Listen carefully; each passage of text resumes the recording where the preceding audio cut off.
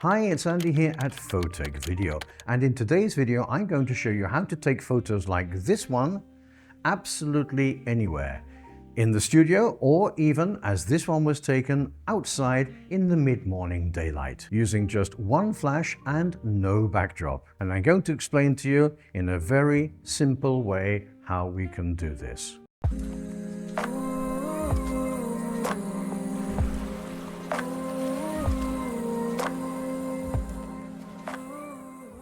So as you've probably seen in all of my behind the scenes videos of photo shoots, before I begin to take any photos, the first thing I do is take total control of the ambient light so that I can then use my flashes to paint the light where I want it to be. If you want to know more about how I take total control of the ambient light here in my studio, please check out this video here in the link above.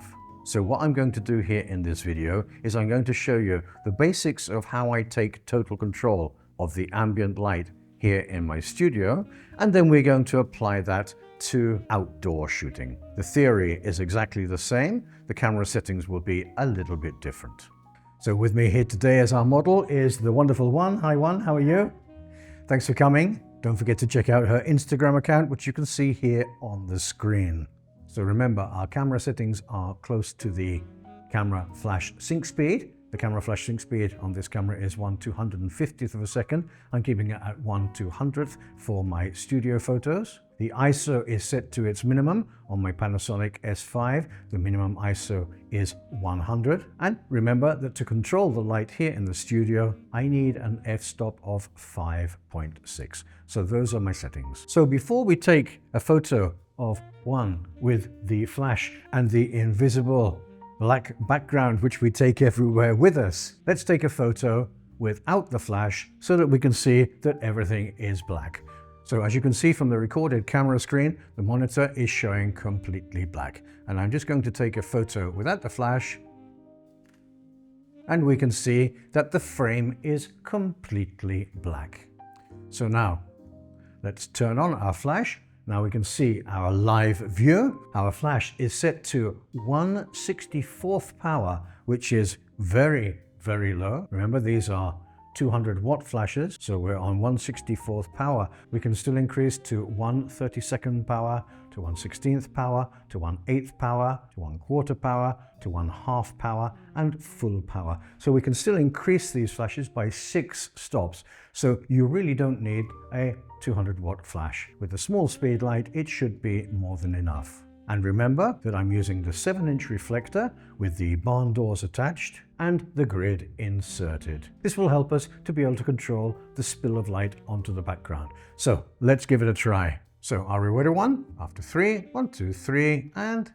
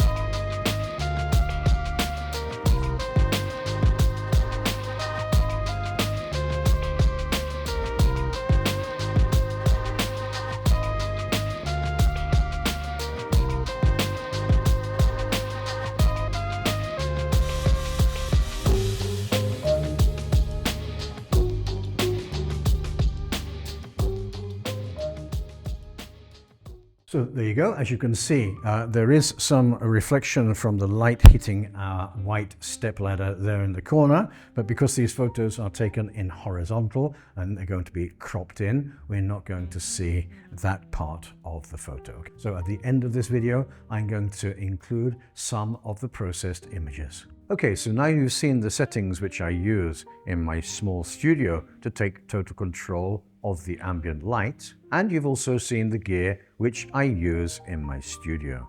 Remember that you're seeing me on video, and therefore I need video lights which are going to illuminate the scene for the video camera. However, for taking photos, what I need to be able to do is to control the light which hits the sensor of my camera. And that's the reason why I use the settings that I do here in my small studio. Generally, as I said before, my ISO I keep to a minimum, which is 100 in my Panasonic S5. For my shutter speed, I keep close to the flash sync speed, and on this camera, the flash sync speed is 1/250th of a second. I generally keep it at 1/200th when I'm in the studio.